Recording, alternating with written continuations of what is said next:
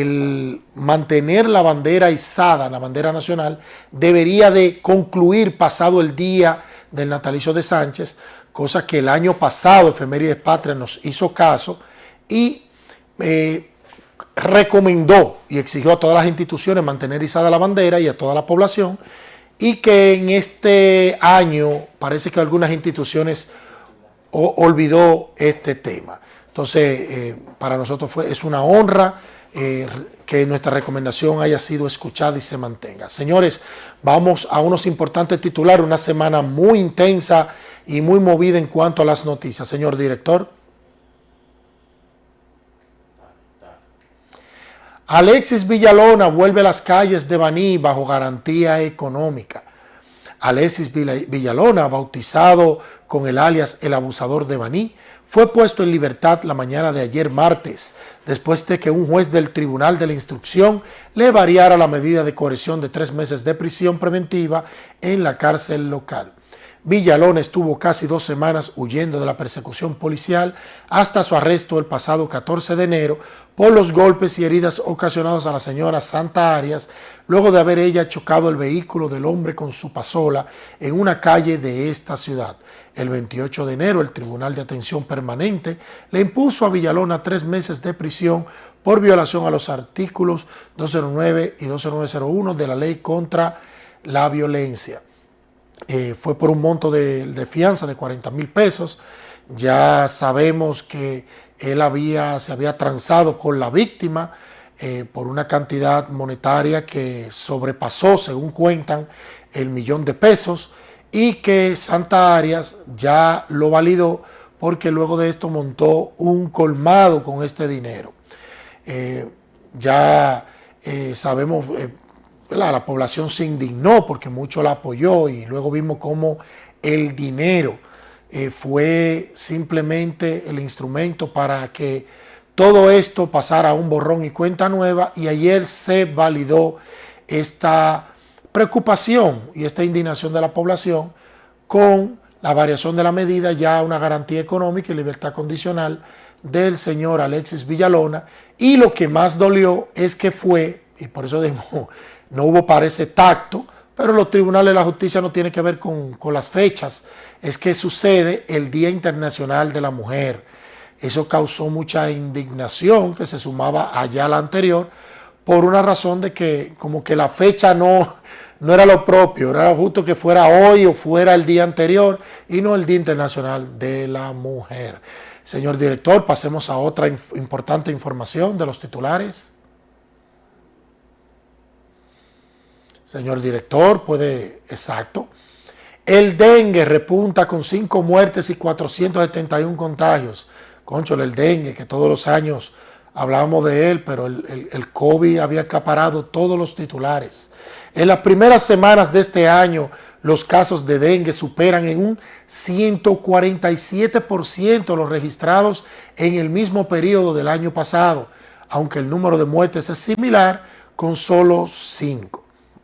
El país registró 471 casos de dengue con 5 muertes en las primeras 6 semanas de este año, superando en el porcentaje referido del 147% los registrados en el periodo anterior del año pasado, cuando se habían notificado 189 casos con igual número de fallecimientos. La mayoría de los casos registrados en la última semana se concentran en el Gran Santo Domingo, en Santiago y en Bonao.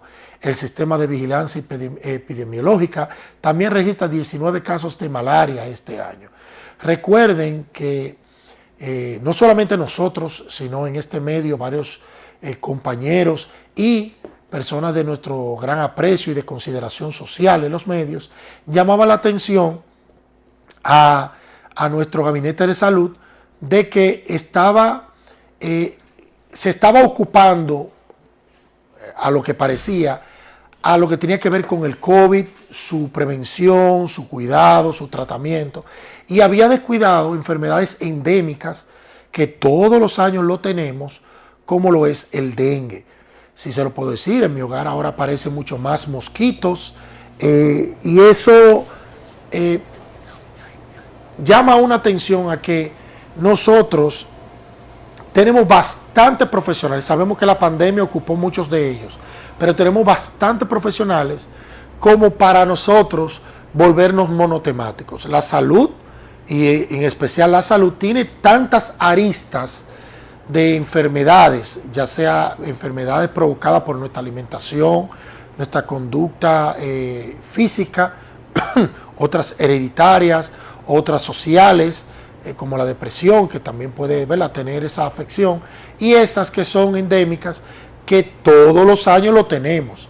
Y ahora vemos cómo aumentó a un poco más del doble de los casos, y que esto nos lleva a una reflexión, porque fíjense cómo la guerra en Ucrania, que no deja de tener un impacto global, que quizá más tarde en el programa podamos explicar, pero nosotros, el COVID, ya no se habla del COVID, cómo de repente la atención de la gente pasó, pero el Gabinete de Salud, y más en su brazo, que es el Sistema Epidemiológico Dominicano, debía de tener una observación y una recomendación constante, inclusive poner publicidad para que la gente, ustedes se acuerdan el cloro untado y el tanque tapado, o sea, eso tiene que estar todos los años ahí, permanente. ¿Por qué? Porque la atención de la gente está en el COVID, está en poder salir de su situación económica, y ahora sumado el tema de Ucrania y Rusia, que ha disparado el combustible,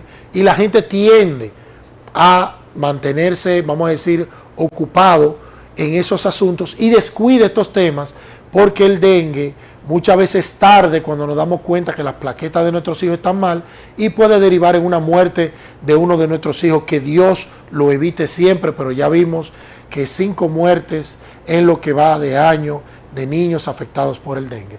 Señor director, otro titular. Hoy tenemos muchos titulares, señores.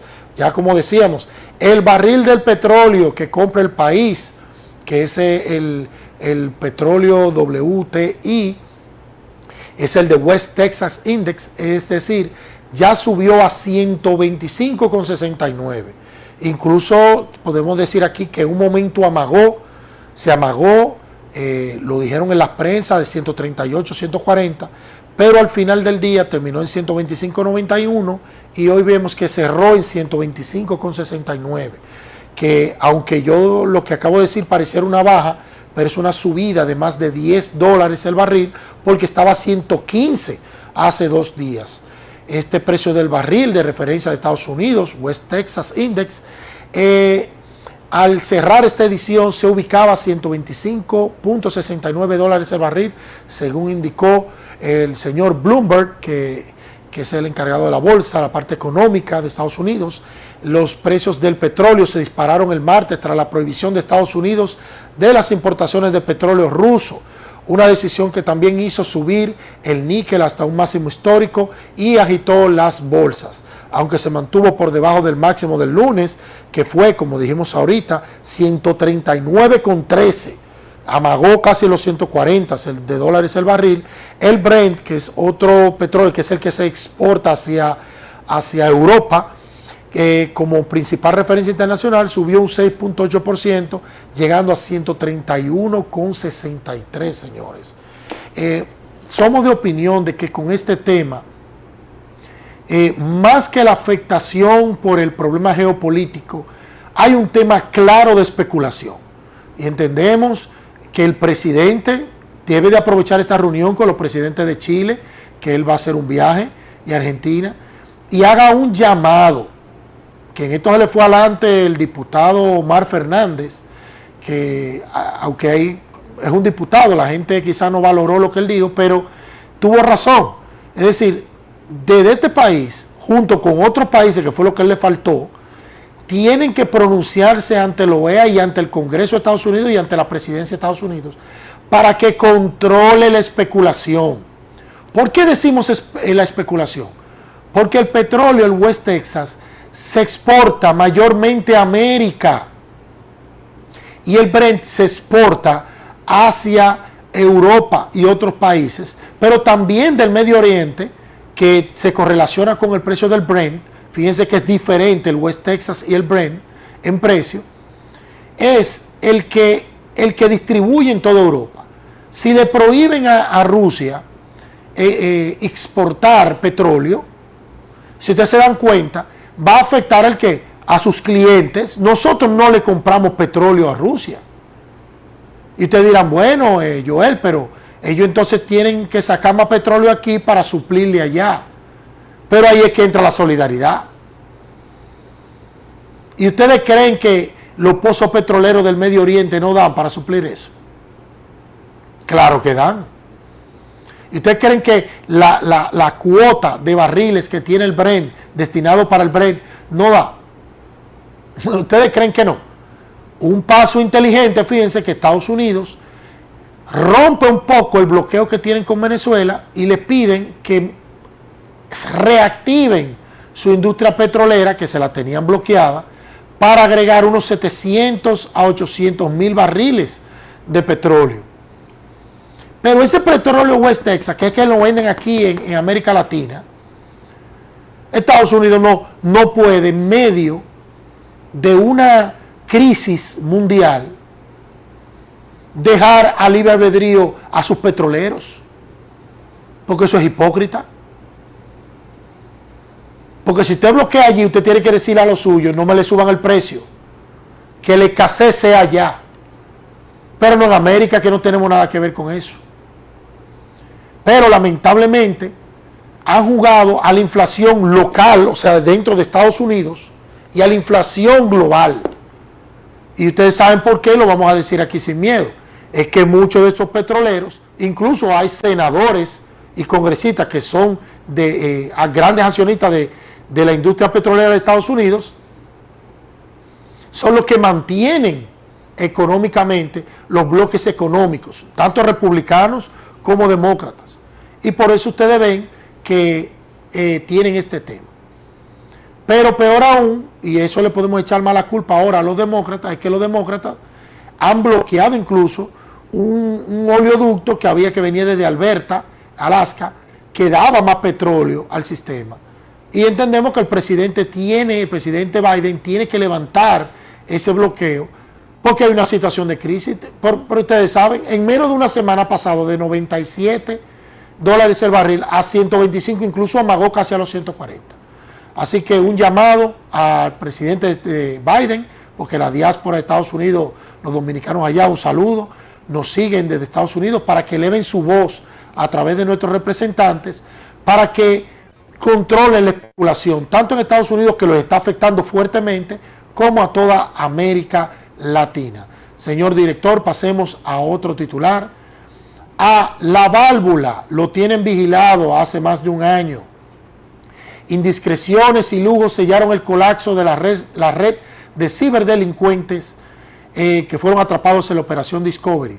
Pablo Miguel Balbuena, conocido también por el alias Miguel Ortiz o La Válvula, se describe como un tigre clásico que junto a un grupo de personas brega, esto es una atrevida referencia a que realiza distintas actividades para generar ingresos económicos, que ya ustedes saben son de procedencia ilícita, y fueron sus conversaciones telefónicas las que ayudaron al Ministerio Público a identificar el modus operandi de la red desmantelada a través de la operación Discovery. Nosotros dijimos aquí que esto es un tema que tiene décadas y que hace más de un año, con el auge del Instagram, del TikTok, del Facebook, ya esto no era como algo discreto que sucedía y solamente lo sabía la persona más cercana, que conocían a estas personas, que dentro del barrio, no siendo narcotraficantes, también empezaban a mostrar una opulencia o riqueza que no se justificaba. Y no era una riqueza exagerada, sino jóvenes de 18, 19, 20 años, 21, que uno lo veía, que dice, bueno, este muchacho no ha trabajado, de momento un carrazo, de momento muchísimas ropas, relojes, cosas caras, y no hay que ser un genio para saber que esto tiene una procedencia ilícita. Pero en estos tiempos, lo que más vemos, incluso artistas, que por eso dicen que hay artistas que sirven para el lavado, mueven una cantidad de dinero y ustedes lo ven con los paquetes de cuarto y tirándolo en la cama. Ustedes nunca van a ver un empresario, un corrupto tirando muchísimas papeletas arriba de la cama y diciendo, tenemos todo, esto es un martes cualquiera. Entonces, de eso está lleno las redes. Es decir, no hay que armar, pinchar teléfono, etcétera, etcétera. Es decir, eso se ve. Y a partir de allí, entonces el Ministerio Público tiene que comenzar a dar al traste ¿con qué? Con investigaciones. Esto fue motivado y vemos que todavía no se sigue manejando de manera sincera y esperamos que sí, que hagan operaciones locales sin la injerencia de Estados Unidos, porque sabemos que el FBI ya le estaba dando seguimiento allá a estos chiperos, extorsionadores, porque ampliaron como dice él, sus operaciones a través incluso de call center. Se iban al barrio y contactaban muchachos y le decían: esto es lo que hay para ti, usted hace esto, usted lo enamora y usted le manda videitos y usted le dice que le mande los números de la tarjeta, etcétera, etcétera. Y hay incautos que caen y dan esos datos y ellos le plagian la tarjeta, se compran en Estados Unidos y ya ustedes saben todo ese mundo. Pero no es un mundo oculto, Ministerio Público, no es un mundo oculto. En el barrio usted nada más tiene que darse una vueltecita y usted ve un viaje de gente desbaratado y de momento usted ve 2 jipetones y un casón con todos los lujos y una entradera y una salidera de gente y ese grupito con muchísimas cadenas y tirándose para la discoteca y para el colmadón. Le voy a invitar una ronda a todo el mundo aquí, pim pam, un viaje de cuarto.